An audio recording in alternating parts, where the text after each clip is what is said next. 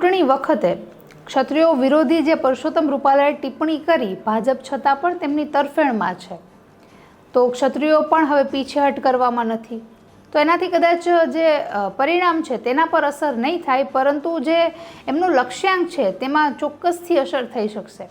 એટલે ભાજપે હવે રાજપૂતો સામે ભાજપૂતોને મેદાને ઉતારવાનું નક્કી કર્યું છે. નમસ્કાર, આપની સાથે હું છું જાનવી.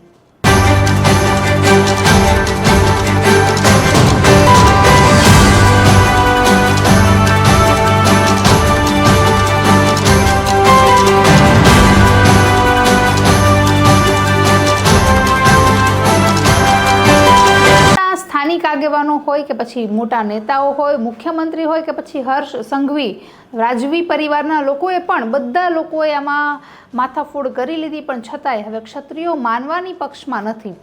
એક જ એમની જીદ હતી કે પરસોત્તમ રૂપાલાની ટિકિટ રદ કરો.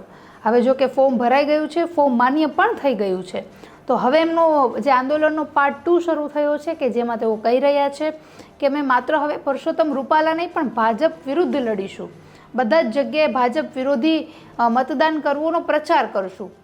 તો હવે ભાજપ માટે પણ થોડી અઘરી સ્થિતિ બની રહી હોય તેવું લાગી રહ્યું છે, કારણ કે જીત કદાચ નક્કી હોય એવું આપણે કોઈ કમિટમેન્ટ અત્યારે નહીં કરીએ, પણ એમના જે એમનો લક્ષ્યાંક છે 400ની પાર, એમાં ચોક્કસથી અસર થઈ શકશે. જેના માટે ભાજપે હવે એવા ક્ષત્રિયો કે જે ભાજપની તરફેણમાં હોય, તે પછી ધારાસભ્ય હોય, કોઈ આગેવાન હોય કે નેતા હોય, તેને રાજપૂત વિરોધી મેદાનમાં ઉતારવાનું નક્કી કર્યું છે. એવા ભાજપૂતો કે જેણે વર્ષોથી પ્રતિષ્ઠા મેળવી, સત્તા પણ ભોગવી, પણ હવે જ્યારે પક્ષ માટે કંઈક ફરજ અદા કરવાનો સમય આવ્યો છે, ત્યારે હવે એવા ભાજપે હાઈકમાન્ડને આદેશ આપ્યો છે, સૂચના આપી છે કે તમારે રાજપૂતોનો જે વિવાદ છે તેને થાળે પાડવાનો છે. જામનગર, સુરેન્દ્રનગર, અંબાજી અને દ્વારકા જેવા જે વિસ્તારો છે તેમાં તો ક્ષત્રિયોની ધર્મયાત્રા શરૂ પણ થઈ ચૂકી છે, અને તેમાં તેમને ઘણા બધા અસંખ્ય ક્ષત્રિયોનું સમર્થન પણ મળી રહ્યું છે. તે જોતાં હવે ભાજપમાં પણ ચિંતાજનક પરિસ્થિતિ ઊભી થઈ છે કે આજે મામલો આખો ચાલી રહ્યો છે તેને અટકાવવો કેમ. પરસોત્તમ રૂપાલાએ માફી માંગી લીધી છે તેવું સમજાવીને ક્ષત્રિયોનો રોષ ઠંડો પાડવા માટે ભાજપ એમના જે ભાજપૂતો છે તેમને કહી રહ્યું છે. સાથે જ વધારે વિરોધ પ્રદર્શનો ન થાય, આંદોલનો ન થાય તે પ્રત્યેની પણ કાળજી રાખવી તેવું પણ હાઈકમાન્ડે હવે આ ભાજપૂતોને ઓર્ડર આપી દીધો છે.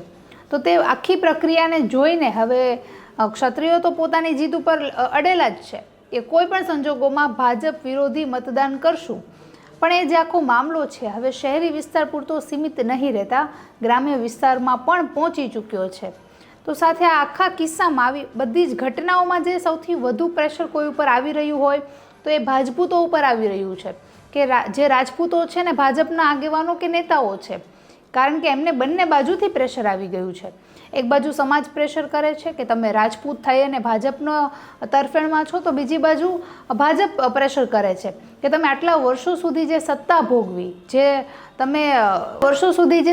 ભોગવી, જે પક્ષ સાથે તમે કામ કર્યું, એને હવે મુશ્કેલીના સમયમાં મદદની જરૂર છે, ત્યારે તમે મદદ માટે આગળ આવો અને તમે કોઈ પણ સંજોગોમાં ક્ષત્રિયને સમજાવવાનો પ્રયત્ન કરો, આંદોલનને શાંત પાડવાનો પ્રયત્ન કરો. ત્યારે હવે પ્રેશર આ ભાજપૂતો ઉપર બની ગયું છે અને હવે આખા વિવાદનો જે સ્પોટલાઇટ કહીએ ભાજપૂતો ઉપર છે. ભારતમાં હવે ચૂંટણી અને મતદાન નજીક છે, 7મી મેના રોજ મતદાન થવાનું છે, તો હવે આ ભાજપૂતો માટે પણ સૌથી મોટો પ્રશ્ન છે કે આગળ શું કરવું. નમસ્કાર.